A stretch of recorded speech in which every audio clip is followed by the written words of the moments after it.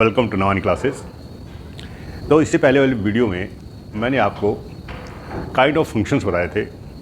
One one function, onto function, one one onto function, many to one function और इन to function. आज उनके base पर कुछ questions करेंगे और फिर देखेंगे कि हम कैसे इन लोग इसको प्रूव करते हैं कि कौन फंक्शन वन वन है, कौन ऑन टू है। वन वन को हम इंजेक्शन भी कहते हैं, ऑन टू को हम बाइजेक्शन भी कहते हैं, सरजेक्शन भी कहते हैं, और जो दोनों है वन वन ऑन टू उसको हम बाइजेक्शन कहते हैं। तो आइए चलो, मैंने ये 5 क्वेश्चन यहाँ पे लिखे हैं। बड़े साधारण क्वेश्चन है, जस्ट टू स्टार्ट कि हम इनको काइंड ऑफ फंक्शन को समझ सकें। ये 5 क्वेश्चन हैं। चलिए एक एक करके हम इनको सॉल्व करते हैं। सबसे पहला क्वेश्चन है कि classify the following function as injection, surjection और bijection. Injection means one one, surjection means onto और bijection means one one and onto. चलिए पहला क्वेश्चन है first, f is a function from z to z, z means integers, defined by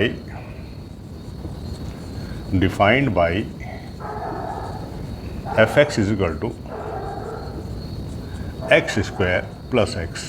Okay, let us see whether it is 1 1, whether it is on to or whether it is 1 1 and on to. तो first हम injectivity के लिए या one one के लिए देखते हैं। One one इसमें मैंने इसमें बताया था कि इसकी एल्गोरिथम क्या है। एल्गोरिथम क्या है इसकी कि f x is equal to f y. अगर ये इंप्लाई कर ले कि x is equal to y, अगर f x is equal to f y ये प्रूव कर ले कि x is equal to y होगा, यानी अगर इमेजेस इक्वल हैं तो एलिमेंट भी सेम होंगे, यानी दोनों एलिमेंट सेम होंगे। और अगर ऐसा नहीं है तो वो वन वन फंक्शन नहीं होगा। Let us try. तो now f x is equal to f y, it does mean x square plus x is equal to y square plus y. It does mean x square plus y square plus x minus y is equal to 0। Sorry, x square minus y square, इसको हम सब इधर लिया है। देखो इसके 2 factor हो गए, x plus y, x minus y plus x minus y, this is equal to 0। Now either x minus y, now x minus y common हो गया दोनों में, एक्स माइनस वाई क्या हो गया, कॉमन हो गया। दूसरे में क्या बचा, x plus y plus 1, this is equal to 0। Now you see either this factor 0 और this 0, then if x minus y is equal to 0, then x is equal to y. If x minus y is equal to 0, then x is equal to y. Then x is equal to y. Or if x plus y plus 1 is equal to 0, then y is equal to minus 1 minus x. So what we are seeing here, देखो क्या हो रहा है, f(x) is equal to fy है तो x equal to Y है, ये तो ठीक है, लेकिन साथ में ये भी है कि y is equal to minus 1 minus x भी है। यानी y के करस्पॉन्डिंग 2 वैल्यूज़ आ रही हैं, एक तो x और एक माइनस 1 माइनस एक्स, 2 वैल्यूज़ आ रही। देखो जैसे सपोज मैं x इज इक्वल टू 1 करता हूँ, x is equal to 1 is an integer, 1 एक इंटीजर है, तो y इज इक्वल टू 1 आ रहा है। ओके, ये तो ठीक है, y इज इक्वल टू 1 आ रहा है, इक्वल हैं। लेकिन यहाँ क्या आ रहा है, y is equal to minus 1 और माइनस 1 कितना हो गया, ये माइनस 2। में इसको दूसरे रंग से लिख सकते हैं कि for y is equal to 1, x is equal to 1, but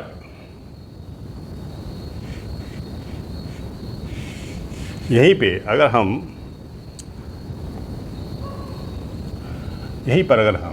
y is equal to 1 रखेंगे, y इज इक्वल टू 1 रखेंगे तो x की वैल्यू कितनी आएगी। अगर हम इसमें y इज इक्वल टू 1 रखेंगे तो x की वैल्यू कितनी आएगी, x is equal to minus 1 minus y। तो देखो y इज इक्वल टू अगर हम वो रखेंगे तो x is equal to minus 2।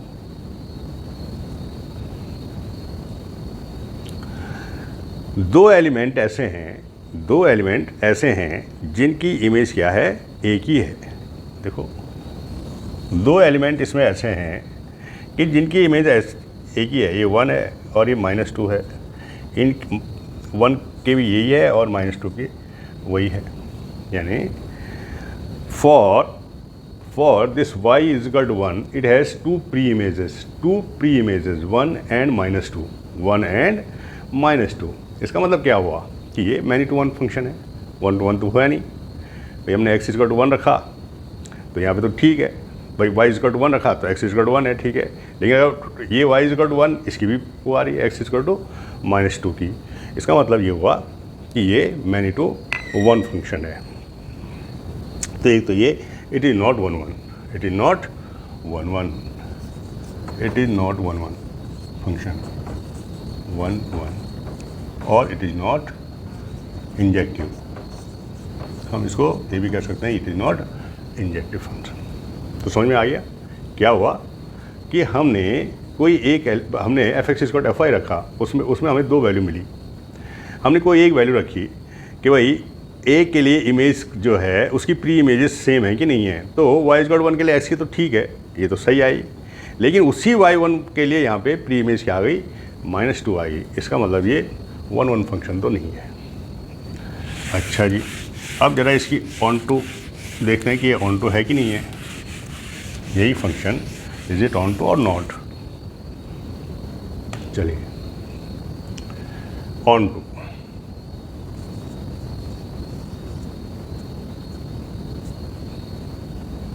On to क्या करेंगे हम, इसको y रख लेते हैं। y is equal to x square plus x. हमने एफ एक्स को y रखा इमेज। अब हम ये देखेंगे कि इसकी कोई प्री इमेज जेड में फॉल करती है या नहीं करती है, देखते हैं। अब x को हम क्या बनाएंगे, सब्जेक्ट बनाएंगे। देखो ये हो जाएगा x square plus x minus y is equal to 0। यही हो जाएगा। देखो x square plus x minus y is equal to 0। अब x की वैल्यू निकालो, यहाँ से x की वैल्यू निकालनी पड़ेगी। तो x की वैल्यू क्या हो जाएगी, -1 plus minus under root b square यानी 1 प्लस 4y अपॉन 2।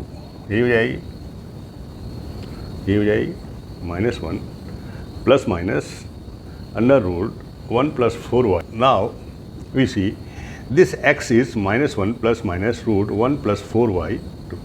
अब हम ये देखते हैं क्या इस y के अकॉर्डिंग हमारे पास जो x आएगा क्या वो z होगा, यानी y हमने यहाँ से लिया है। इस y के अकॉर्डिंग अगर हम इसमें ढूंढें तो क्या हमें कोई इंटीजर मिलेगा। तो देखो हमारे पास ये आया, ज़रा इसको देखो, कंसिडर करो 1 प्लस 4y। तो ये x जो है इंटीजर हो भी सकता है और नहीं भी हो सकता है। भाई हो भी सकता है, कहीं कहीं ये अंडर रूट पूरे अंडर रूट में आ जाएगा, वो ठीक है। लेकिन कभी कभी नहीं भी आ सकता है। अगर हमने 1 रखा माना यहाँ पे हमने 1 रखा तो क्या हो जाएगा 4 plus 1 under root 5, under root 1 plus minus under root 5 तो इंटीजर है ही नहीं। 2 रखेंगे तो ठीक है, 2 में तो आ जाएगा 4 टू जा 8 प्लस 1 9, तो 1 plus minus 3 upon 2 that will be integer, but not for all y, not for all y. अब ये वाई तो हमने इसका फंक्शन माना है, लेट वाई एफ एक्स यानी इमेज का माना है, हमने इमेज का एक एलिमेंट वाई माना है। अब इस वाई के अकॉर्डिंग हमारे पास एक्स जो है कोई ज़रूरी नहीं है, क्यों क्या है इंटीजर आएगा। यानी फॉर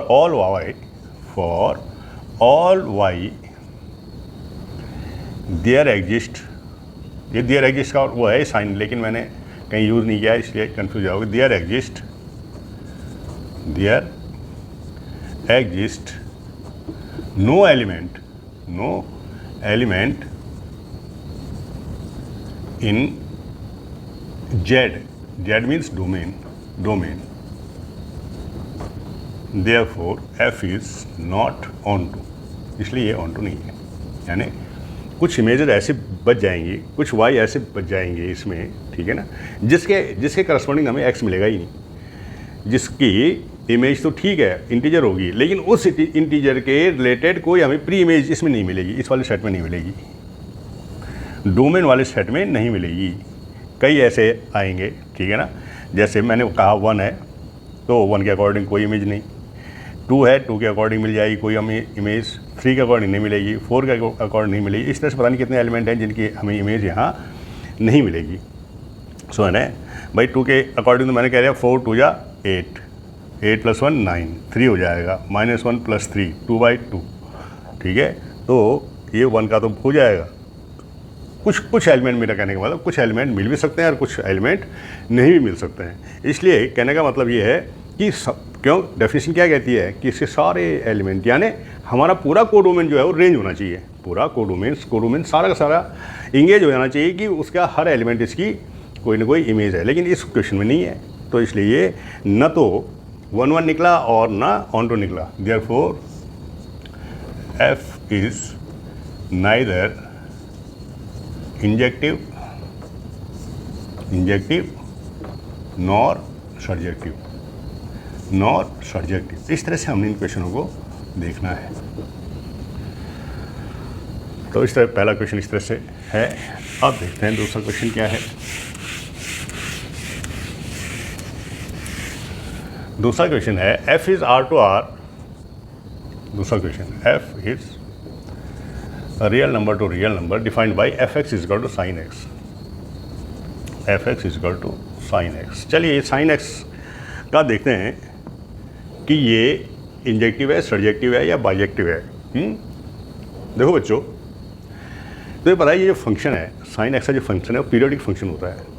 तुमने ऐसा ग्राफ देखा होगा। कैसा ग्राफ तुमने पढ़ा है? ऐसा ग्राफ इस तरह से है।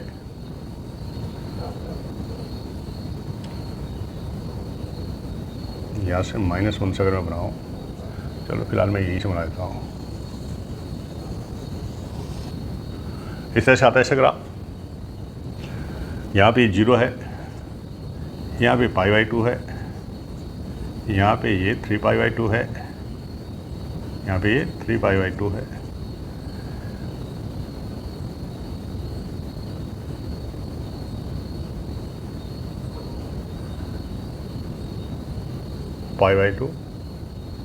π/2 प्लस यहाँ पे पाई है, यहाँ पे π/2, ये पाई है, ये 3π/2 है और ये 2π है। इसके बाद फिर ये इसी तरह से आता है ये फंक्शन। फिर ये फंक्शन फिर आगे इसी तरह से आता है, यानी इस हर 2π के बाद ये पीरियोडिक बन जाता है। हर 2π के बाद ये पीरियोडिक बन जाता है। तुम्हें पता ही है। देखो sine 2π plus theta is sine theta. तो अगर माना fx is equal to fy हम करते हैं 1-1 के लिए, हमने क्या किया fx is equal to fy, तो क्या हर समय x is equal to y आएगा? नहीं आएगा। f0 भी 0 है, fy भी 0 है। देखो 0 is not equal to pi, but f0 is equal to fy is equal to 0। Isn't it? ये है इसी तरह से जब हम यहाँ पे आएंगे 5π/2 पे आएंगे, यहाँ पे देखो, यहाँ पे उसकी वैल्यू 1 आएगी, तो इसकी वैल्यू भी 1 आएगी। ठीक है, इस तरह के, क्योंकि ये पीरियडिक फंक्शन है, तो पीरियडिक फंक्शन बट नेचुरल है। इस पीरियडिक फंक्शन में कोई भी हर एक की इमेज जो है वो कोई वो नहीं है। और दूसरी बात क्या है, देखो ये 1 है और यहाँ तक -1 आएगा। इसकी वैल्यू 1 और -1 के बीच में रहेंगी। ठीक है, कभी ये 1 हो जाएगा, कभी 0 हो जाएगा, फिर कभी नीचे आ जाएगा। इस तरह से जैसे 3π/2 में यहाँ आ जाएगा, फिर 5π/2 में यहाँ पर चला जाएगा, 2π में फिर ये 0 हो जाएगा। 0 इज इक्वल टू पाई। ठीक है, 0 इज नॉट इक्वल टू पाई, है ना। देखो साइन 0 क्या होता है? Sign 0 is 0। साइन पाई क्या होता है? 0। साइन पाई, वैसे देखो साइन पाई को अगर तुम्हें याद नहीं रहता तो π/2 के फॉर्म में भी चेंज कर सकते हो। साइन पाई भी क्या होता है? 0 होता है। ठीक है, तो ये पीरियडिक फंक्शन है। तो पीरियडिक फंक्शन में बहुत सारे x के में तुम्हें ऐसी वैल्यू मिल जाएंगी जहाँ y की वैल्यू क्या होंगी? सेम होंगी। यहाँ पे ये सारी वैल्यू क्या हैं? सेम है। तो देखो 0 is not equal to pi, but f0 is equal to pi. कहने का मतलब ये x is not equal to y, even fx is equal to fy। दो तरीके होते हैं, या तो तुम ये मान लो कि fx is equal to fy और ये प्रूव कर लो कि, है ना। तो देखो fx is equal to fy है, तो it does not prove this implies that 0 is not equal to pi. जबकि हमें क्या होना चाहिए था? 0 x is equal to y होना चाहिए था। इसका मतलब ये फंक्शन 1-1 नहीं है। तो साइन x के जो फंक्शन है वो 1-1 नहीं हो सकते। कॉस एक्स के भी तुमने देखो, कॉस एक्स का भी यही हाल है भाई। कॉस एक्स यहाँ से स्टार्ट हो जाता है, यहाँ से, तो वो भी पीरियडिक फंक्शन है। तो साइन एक्स और कॉस एक्स दोनों के दोनों फंक्शन जो हैं वो पीरियडिक फंक्शन है। पीरियडिक फंक्शन होने के कारण वो कभी 1 1 नहीं हो सकते। क्यों? क्योंकि कई वैल्यूज़ जो हैं वो सेम हो जाएंगी, जैसे मैंने इसमें एग्जांपल दिया है ना, और भी बहुत सारे इसमें आएंगे। तो एक तो ये है। दूसरा है इसी में कि क्या ये so this is not 1 1, this is not 1 1 और इंजेक्टिव और नॉट इंजेक्टिव। अब चलो सब्जेक्टिविटी के लिए लिखते हैं। ये है सब्जेक्टिविटी।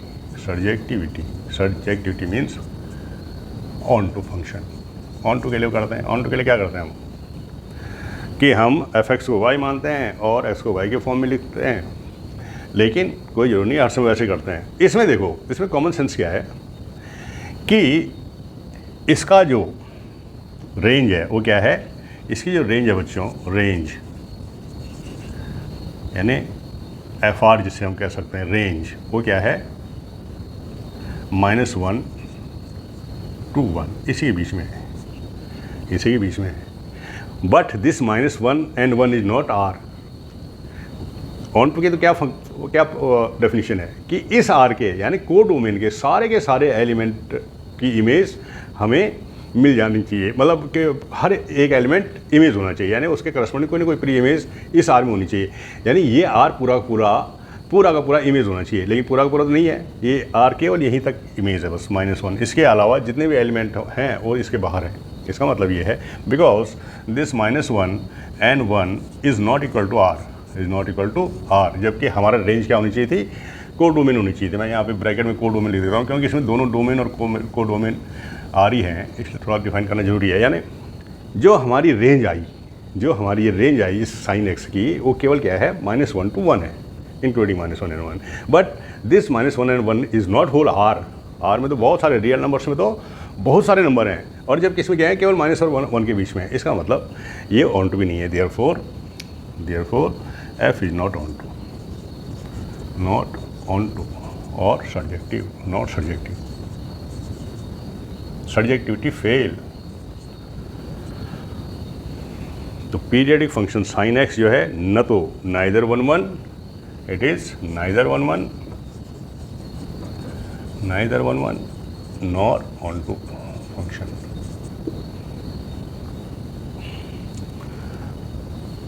ठीक है बच्चों, इस समझ में आ गया। साइन एक्स पीरियडिक फंक्शन होने के कारण 1 1 तो हो नहीं सकता, और इसकी रेंज केवल -1 to 1 है, इसके लिए ये ऑन टू भी नहीं हो सकता। Okay,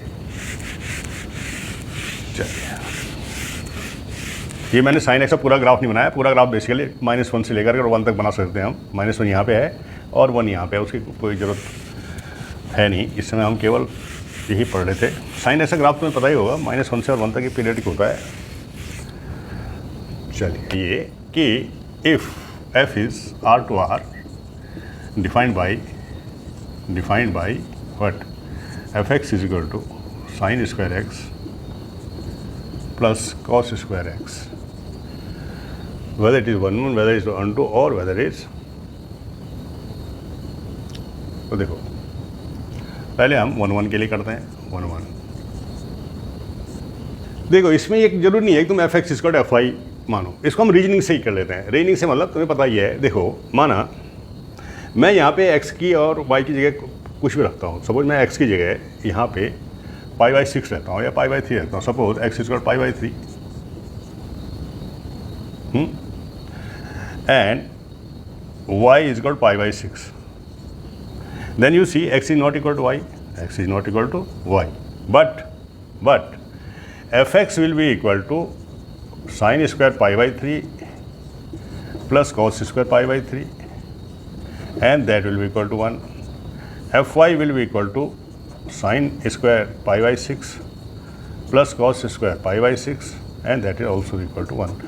Whatever the value you put in x or y, whatever value in this real number, whatever value you put for x or y, different values, but answer will always be 1, always be 1. It does mean x is not equal to y, but f(x) is equal to y, f(x) is equal to fy. यानी ये x और y जो हैं वो equal न भी हों, कोई π/3 है, कोई π/6 है, कोई कुछ भी हो सकता है, ठीक है, लेकिन इनका आंसर जो होगा सबका क्या आएगा, 1 ही आएगा। तो ये M2 1 फंक्शन है, 1 1 तो है नहीं, ये 1 1 फंक्शन तो है नहीं। तो इस तरह से हम इसको therefore f is not 1 1, F is not 1 1 और injective, F is not 1 1 so it is not injective. ये बात समझ में आ गई ना। हमने क्या करा, एक्स की डिफरेंट वैल्यू रखी और तब देखा एफ एक्स और एफ वाई की वैल्यू क्या आती है। तो हर समय तुम्हें पता ही है ये चीज़ तो हमेशा ही 1 आएगी। तो ये इसका मतलब ये क्या है, मैग्नीट्यूड ऑन फंक्शन है। चलिए अब ऑन टू के लिए तुम समझ गए होगे भाई, ऑन टू के लिए क्या है, जब सबकी वैल्यू ही 1 है तो इसकी तो रेंज ही 1 है। ऑन टू इसमें तो कुछ करना ही नहीं है। जो एफ ए है, एफ आर है, यानी जो रेंज है किसकी, इस फंक्शन की जो रेंज है वो क्या है, 1 है। जो भी वैल्यू रखोगे तुम, कुछ भी वैल्यू यहाँ रख रहे हो एक्स और वाई की में, तुम कोई वैल्यू रखोगे इस एक्स में तो उसकी वैल्यू क्या आनी है, 1 ही आनी है, क्योंकि sign square x plus cos square x होता ही 1 है। तो इसकी रेंज क्या आएगी, 1 आएगी। And 1 is not real number, sorry 1 is not only real number, there are so many real numbers here, minus infinity to plus infinity. इनकी कोई image ही नहीं है। कहने का मतलब ये है कि all y belongings to R that codomain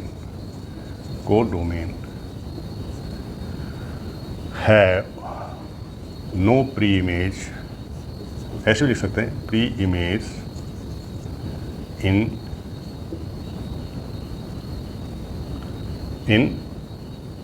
are यानी कोडोमेन, सॉरी इन डोमेन,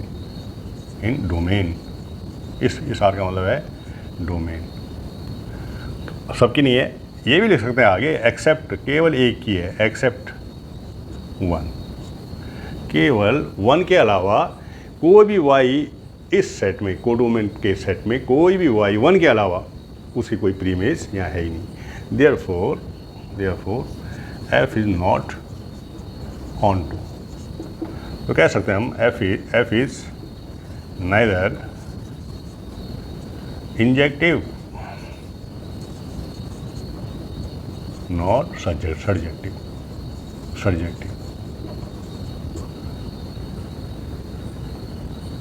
ठीक है, तो ये क्वेश्चन इस तरह से। ठीक है बच्चों, तो इस तरह से एक क्वेश्चन और है इसमें।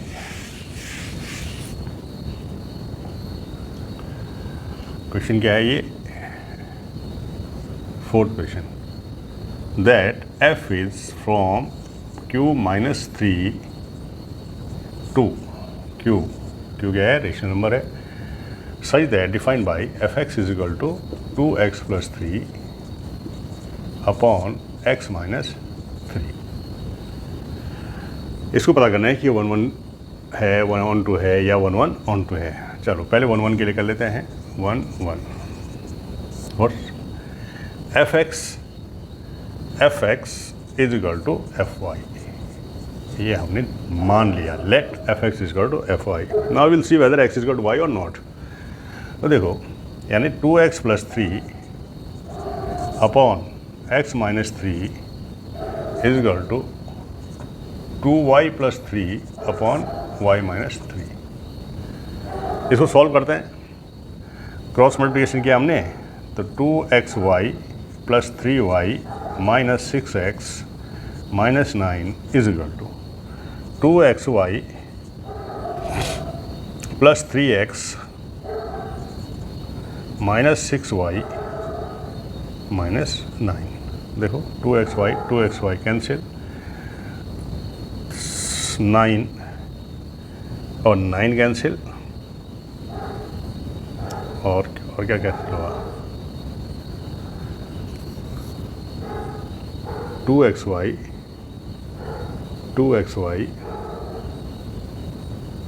9 और 9 कैंसिल हो गया, और इसको इधर ले आओ, इसको ले आओ, 6x प्लस 3x, ठीक है, और 6x माइनस 3x, तो 3x is equal to 3y, therefore x is equal to y। सही है ना, ये प्लस 3y है। अच्छा 9 आएगा, 9 आएगा बच्चों, 9 आएगा। x को एक तरफ ले जाओ, y को एक तरफ ले जाओ, ये 3y है, ये माइनस ये अगर इधर आएगा तो ये 9y आ जाएगा, ये उधर जाएगा तो ये 9x आ जाएगा, तो 9x is equal to 9y, that is x is equal to y. So if fx is equal to fy, this implies that x is equal to y. Therefore f is 1 1, f is 1 1.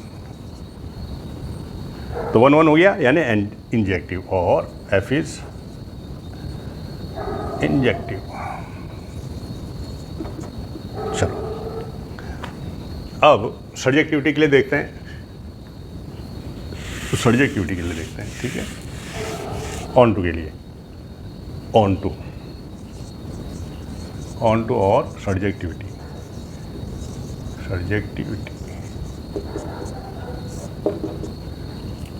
मुझे लग रहा है इसकी सही भी.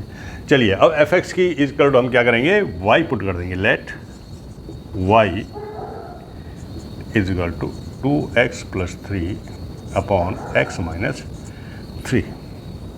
फिर क्या करेंगे, x को सब्जेक्ट बनाएंगे. तो चलो x को सब्जेक्ट बनाते हैं. X y minus 3y is equal to 2x plus 3. 2x को इधर ले आओ तो ये हो जाएगा x y minus 2x is equal to 3 plus 3y, और यहाँ से x ले लो कॉमन, तो आएगा y minus 2 is equal to 3 plus 3y. Separate कर लिया ना हमने, x को सब्जेक्ट बना दिया, तो 3 plus 3y upon y minus 2. ये देखते हैं कि अब ये जो है क्या रेशनल नंबर है, ये क्या रेशनल नंबर है. सबसे पहले तो देखो इस y की किसी भी वैल्यू के लिए, y की किसी की भी वैल्यू के लिए इसकी वैल्यू जो है 3 नहीं होनी चाहिए, क्योंकि माइनस 3 है ना. यहाँ देखो क्या y की वैल्यू, चलो 3 कॉमन ले लेता हूँ, 3 कॉमन ले लेते हैं थोड़ा, और ये है 1 प्लस वाई और y माइनस 2. ये आ गया बच्चों x is equal to 3 1 plus y y minus 2. x की वैल्यू क्या आ गई, ये आ गई. अब जरा यहाँ पे थोड़ा ध्यान देने वाली बात है कि ये x की वैल्यू है, यानी ये जो चीज़ है ये इसमें एग्जिस्ट करनी चाहिए. किसमें, डोमेन में. This should exist in domain. यही तो, तभी तो हम कहेंगे कि भाई ये डोमेन में है, तब इमेज है या नहीं हो, प्री इमेज है या नहीं हो, तो बात की बात है. पहले क्या है कि ये इसमें एग्जिस्ट करनी चाहिए. अब जरा यहाँ पे देखो इसके डिनोमिनेटर में है y माइनस 2, तो क्या है y इक्वल 2 के लिए, भाई y इक्वल 2 ये क्या है, ये भी क्यू में है. 2 क्या है, 2 भी एक रेशनल नंबर है. तो क्या 2 बिलोंग्स टू q, अगर ये 2 है, हम यहाँ पे अगर y की वैल्यू 2 रख दें तो क्या एग्जिस्ट करेगा, नहीं एग्जिस्ट करेगा. Then exist x does not exist, x does not exist. ये बात हमें समझ में आ रही है. हमें ये प्रूव करना है, हमने x निकाल दिया, ऐसे निकालते हैं हम, x को सब्जेक्ट बना के हमने x निकाल दिया. सबसे पहले हमें क्या प्रूव करना होता है कि ये x एग्जिस्ट करता है इस डोमेन में नहीं. लेकिन हम यहाँ पे साफ देख रहे हैं कि y इक्वल 2 के लिए, y इज 2 के लिए x does not belong to, does not exist means x does not belong to, ऐसे भी लिख सकते हैं हम इसमें. अरे वो कहाँ गया, हम क्या लिख सकते हैं, this implies that for this y is equal to x does not belong to q, x does not exist in q. ये बात समझ में आ गई. तो हर y के लिए, इसका मतलब क्या है कि हर y के लिए हमारे पास x में कोई ना कोई x एग्जिस्ट नहीं करता. मतलब हमें क्या करना चाहिए था कि इस y के लिए हमारे पास x में, मतलब इसमें डोमेन में कोई ना कोई प्री इमेज है, कोई ना कोई एलिमेंट है. लेकिन इस 2 के लिए तो हमारे पास कोई एलिमेंट है ही नहीं. x की वैल्यू ये निकली थी, हमने ये प्रूव करना था कि ये x जो है इसको बिलोंग करता है, इसको बिलोंग करता है, लेकिन करता तो है नहीं. तो आगे बढ़ने की ज़रूरत ही नहीं है, हमें fx निकालने की ज़रूरत ही नहीं है. अदरवाइज हम fx निकालते और उसको y के बराबर प्रूव करते या ना कर पाते, तब हम कहते कि भाई ये एग्जिस्ट ऑन टू है या नहीं है. लेकिन ये तो यहीं पे फेल हो गया. तो इसलिए f is not onto, f is not onto. हमेशा जब भी इस तरह कोई भी, मतलब जब भी ये हम इसके लिए सब्जेक्टिविटी के लिए ऑन टू फंक्शन यूज करते हैं, तो हम क्या करते हैं, y को पुट करते हैं, x को सब्जेक्ट बनाते हैं, और सबसे पहली बात हम ये प्रूव करते हैं कि वो x जो है इसमें एग्जिस्ट करता है. बाद की बात तो बाद में है कि उसकी इमेज है या नहीं है, इमेज y निकलेगी या नहीं निकलेगी, वो बाद की बात है. सबसे पहले तो ये इसको बिलोंग करना चाहिए कि नहीं, लेकिन ये तो है ही नहीं. फॉर y2, भाई y जो है वो इसका एलिमेंट है, और इसमें सब रेशनल नंबर है, ये रेशनल नंबर भी है ही, लेकिन इसके लिए x does not belong to q, क्योंकि उसके लिए तो ये 0 इन्फिनिटी आ जा रहा है, इन्फिनिटी रेशनल नंबर तो है नहीं, समथिंग अपॉन 0 आ रहा है ना। तो यहीं पे आगे हमें इसको ऑन टू प्रूव करने की ज़रूरत ही नहीं है। तो इस तरह से इक्वेशन ये अच्छा क्वेश्चन था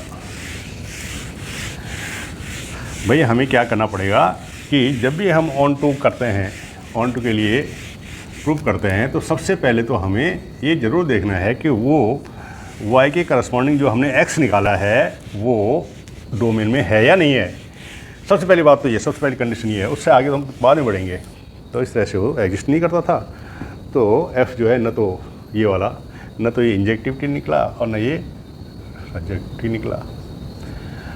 निकला। तो बच्चों क्वेश्चन है f is function from r to r defined by fx is equal to x minus greatest integer function of x।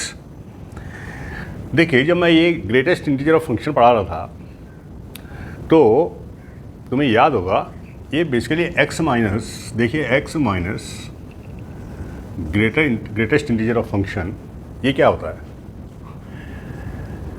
ये 0 और 1 के बीच में इसकी वैल्यू होती है। या तो ये 0 के इक्वल होगा और ये 1 के इक्वल होगा। 0 के इक्वल किसके साथ होता है? When x belongs to integer. If x belongs to integer, then this value will be 0. How? You take any example.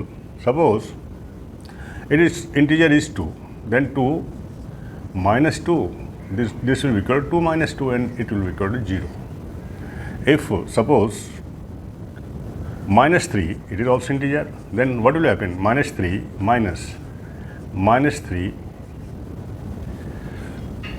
this is equal to, this is minus 3, this will be minus plus 3 and this will be equal to 0. It does mean that for all x belong to z, for all integers, x minus greatest integer of function will be 0. This will be 0. So इसको ध्यान में रखते हुए अगर हम देखें इस चीज़ को, देखो ये चीज़ आप समझ गए, x minus greatest integer of function, in the case of integers the value will be 0, otherwise it will be 1, otherwise it will be less than 1, sorry, it will be less than 1. Suppose you take 2.75, then 2.75 minus the greatest integer of 2.75, it will be equal to 2.75 minus 2 and that will be 0.75, something less than 1, something less than 1. Therefore it is semi-open, it is semi-open bracket, you see, it is semi-open. So it will be always less than 1. You take any value, so suppose it is negative value, so minus 2.75 and minus 2.75, what will be the value? Now इसकी value क्या हो जाएगी? देखिए minus 2.75 minus, और इसकी value -3 हो जाएगी, less than और इक्वल टू दिस, तो इसकी वैल्यू क्या हो जाएगी? 3. Then again it will be -2.75 plus 3 and again it will be 0.25 which is again less than 1. So all the values, I mean to say that all the values are, for all the values x minus greatest integer of x will belongs to either 0 or between 0 and 1 less than 1. Now in this case what's happening, you know, तुम्हें पता है ये जो z है ना, z ये भी real number का एक सबसेट है, यानी सारे रियल नंबर में z भी हैं, कुछ इंटीजर्स भी हैं, और सारे इंटीजर्स के लिए ये 0 आ रहा है, सारे इंटीजर्स के लिए ये 0 आ रहा है। अब हम जरा 1 देखते हैं कि ये 1 है कि नहीं है, 1 यानी ऑन टू फंक्शन है कि नहीं है, ये चेक करते हैं। सो यही चीज़ हमें लिखेंगे कि for all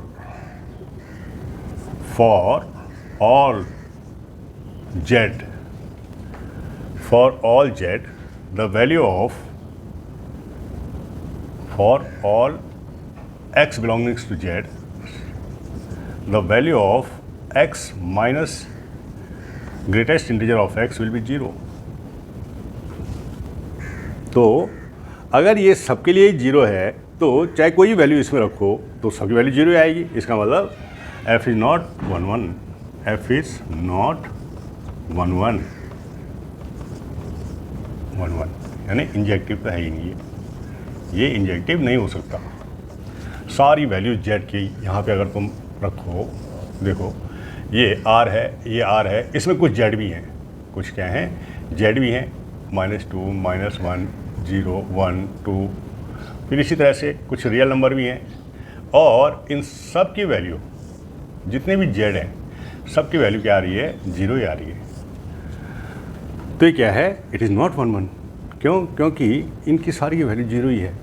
different element has not different images, different element के लिए डिफरेंट इमेजेस नहीं है, इसलिए क्या ये 1 1 या इंजेक्टिव नहीं हो सकता। ठीक है, अब इसके लिए ऑन टू देखो। ऑन टू के लिए तो देख ही रहे हो आप। ऑन टू के लिए क्या है कि as for in all x minus this is equal to 0 और 1, ये स्क्वायर ब्रैकेट है, हाँ ए 0 और 1, यानी सारे fx जो हैं, सारे fx वो क्या है, या तो 0 हैं या 1 से कम है, सारे fx, ऑल fx 0। इसका मतलब क्या है कि जो रेंज है इसकी जो रेंज है वो क्या है, 0 और 1 है। अब बच्चों अगर रेंज ये है तो R के अंदर तो इन्फाइनाइट नंबर ऑफ नंबर्स हैं, 0 से कम भी हैं, 1 से ज़्यादा भी हैं, बहुत सारे एलिमेंट हैं, केवल 0 और 1 के बीच में तो नहीं है R। इसका मतलब for all R, for all x belongs to R, for all x belongs to R, fx have no pre-images,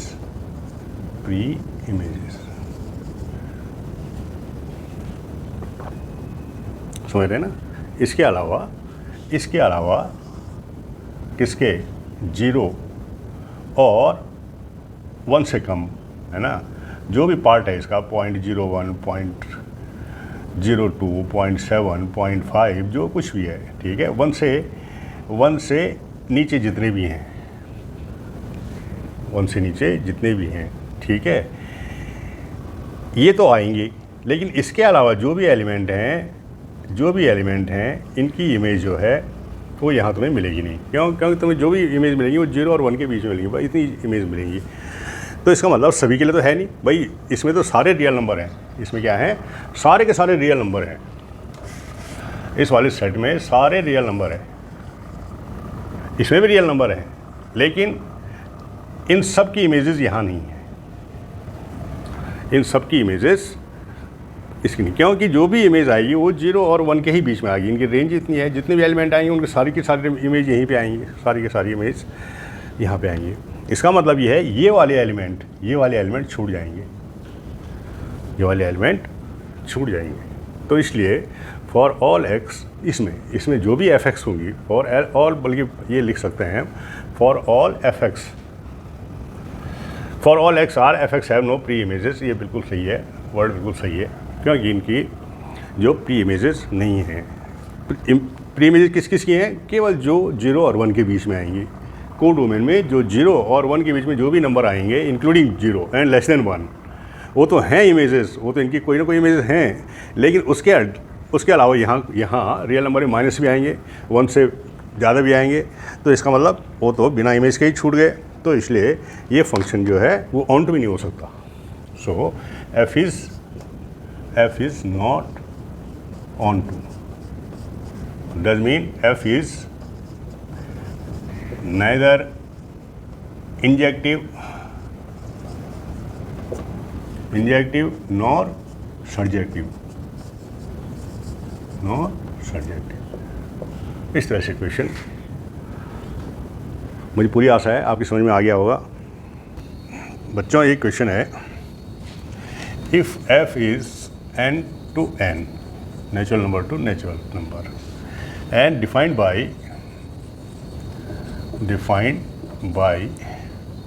fn is equal to, fn is n plus 1 upon 2 if n is odd, n is odd and is n upon 2 if n is even. हमें ये देखना है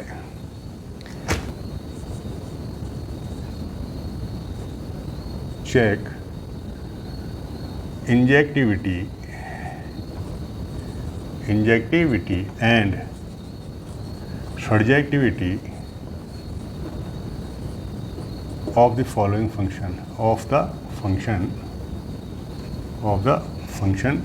defined by this of the function f n to n natural number to natural number defined by this. तो पहले 1 1 के लिए देखते हैं. 1 1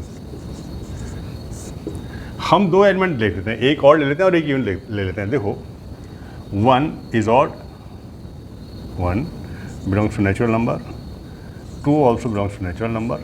Now f1 देखो f1 इज इक्वल क्या हो जाएगा, ऑड है तो 1 + 1 upon 2 इज इक्वल टू 1.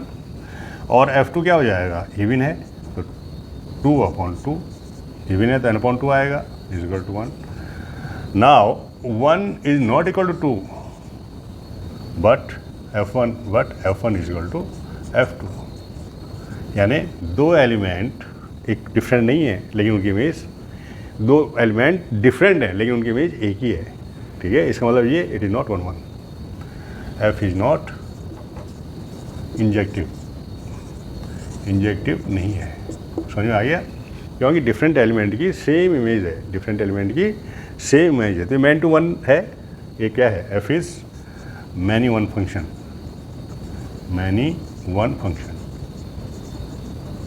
1 1 तो नहीं है एटलीस्ट. आई बात समझ में. अच्छा जी, अब ऑन टू के लिए करते हैं जरा. ऑन टू के लिए इसके लिए हमें दूसरे तरीके से चलना पड़ेगा. देखो कैसे करते हैं question solve. Let n be any natural number. So if n is natural number, then you see 2n minus 1 will be odd number. It will be odd number. 2n minus 1 will be odd number. And 2n will be even number. 2n is even number.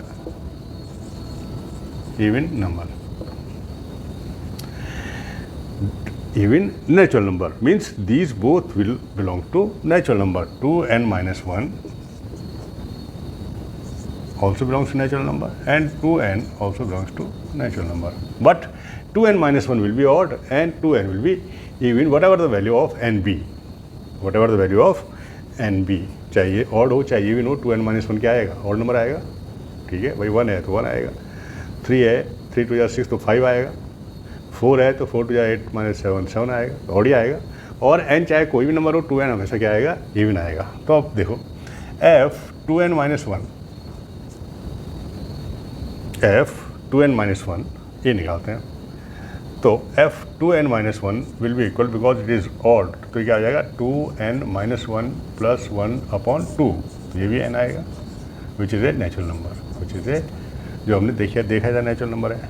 और f 2n निकालो तो 2n upon 2 is equal to n आएगा ये भी. ठीक है, it does mean whether it is odd number or it is even number in n, in range. So the all natural number चाहे वो odd हैं और चाहे वो even हैं, have